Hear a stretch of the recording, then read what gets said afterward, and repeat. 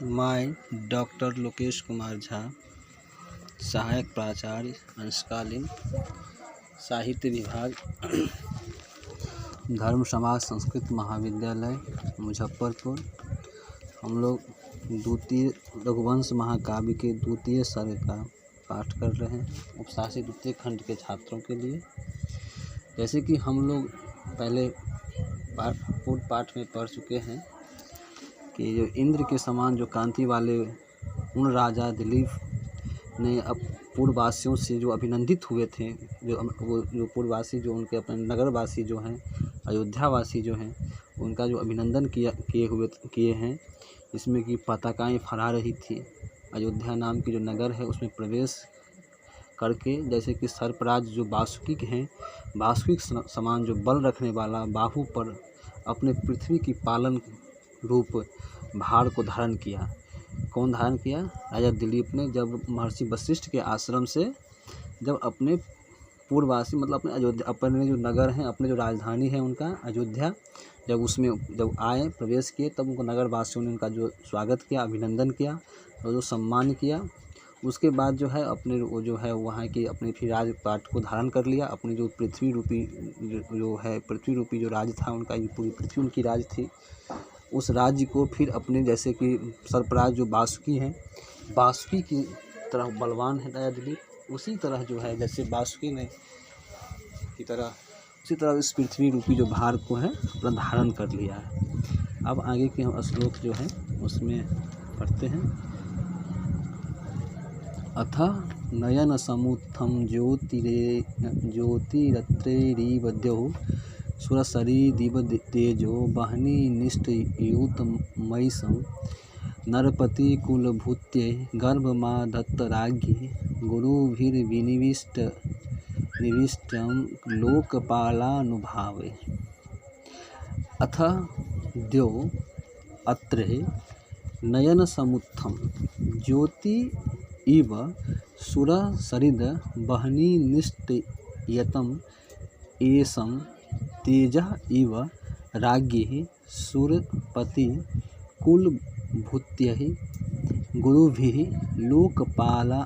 लोकपालनुभावैः अभिनिविष्टं गर्भम आधत्त। अथ मतलब अथ अनंतरम, अनंतरम इसके बाद जो हम लोग पढ़े हैं, जब राजा दिलीप जब अपने अयोध्या में प्रवेश कर गए हैं उसके बाद, ओके, उसके बाद मतलब इसके बाद द्यो मतलब व्योम मतलब आकाश, आकाश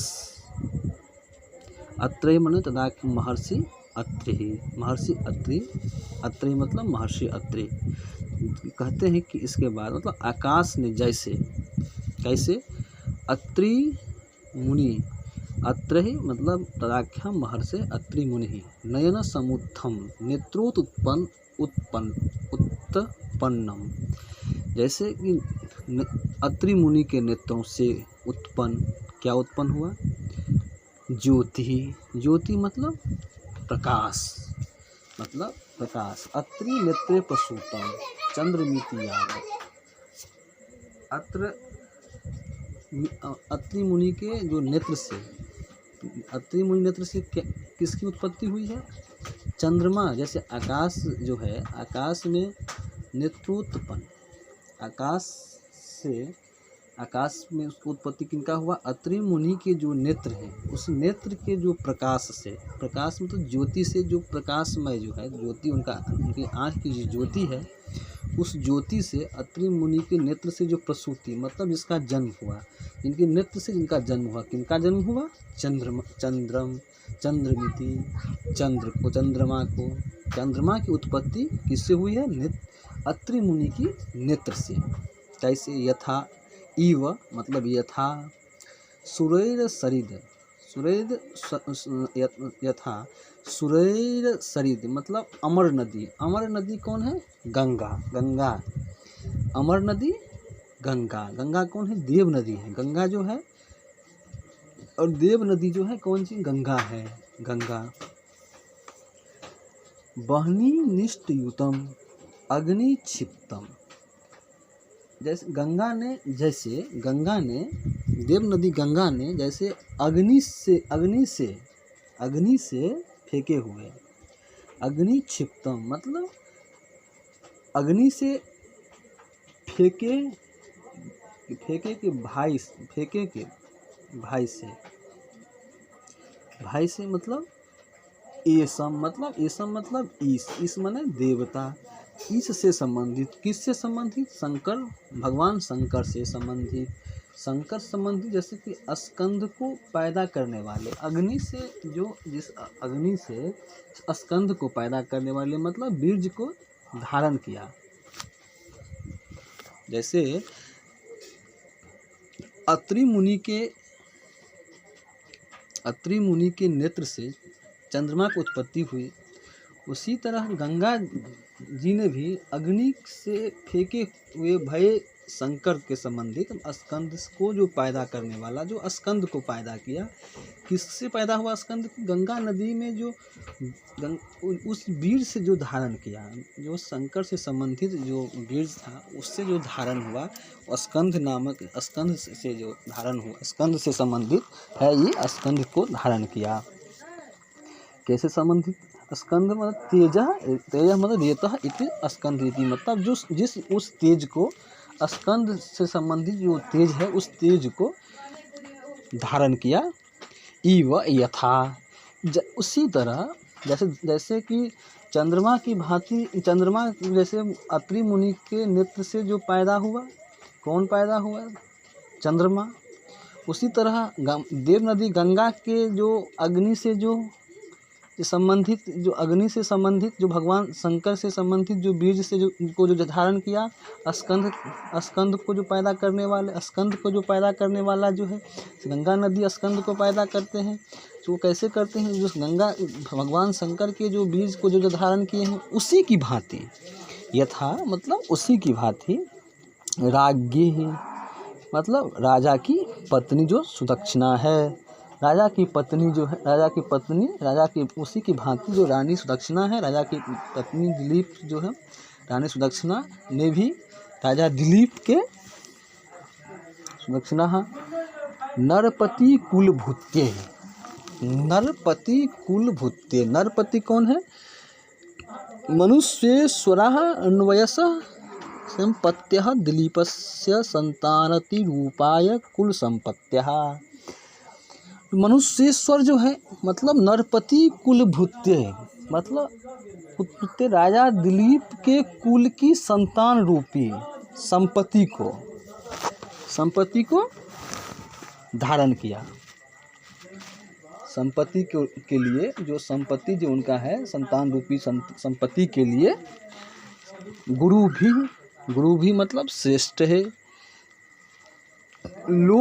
लोकपालानुभावे मतलब अनुभवम रक्षकः तेजो भी मतलब जो संतान को जो श्रेष्ठ के लिए श्रेष्ठ लोकपालों के तेज से, जो श्रेष्ठ लोकपाल जो हैं, जो लोकपाल जो हैं, उस लोकपालों के श्रेष्ठ जो लोकपाल हैं, उसका जो तेज से, उनके तेज से अभिनिविष्टम अनुप्रविष्टम उनके तेज को धारण उनको अभिनिविष्ट को लोकपालों से जो संबंधित हैं, लोकपाल से जो गर्भ मतलब भ्रूण मतलब उस गर्भ को भ्रूण को धारण किए, उस लोकपालों का जो श्रेष्ठ लोकपाल हैं उनके तेज को, भ्रूण रूपी जो गर्भ है उस गर्भ को आदत्त मतलब दधार मतलब धारण किया। कौन धारण किया, राजा दिलीप की जो पत्नी है उसको धारण किया। इस पद जो है, यह श्लोक है, इस श्लोक में मालिनी छंद है, क्योंकि अब यह श्लोक जो है इस सर्ग का अंतिम श्लोक था, मतलब द्वितीय सर्ग की जो है समाप्ति आज हो गई है। और जो आचार्य इस उपशास्त्री द्वितीय वर्ष के जो छात्र हैं उसकी जो रघुवंश महाकाव्य में जो पढ़ना था, जो जितने श्लोक, उस श्लोक का आज समाप्ति हो रही है, समाप्त हो गई है।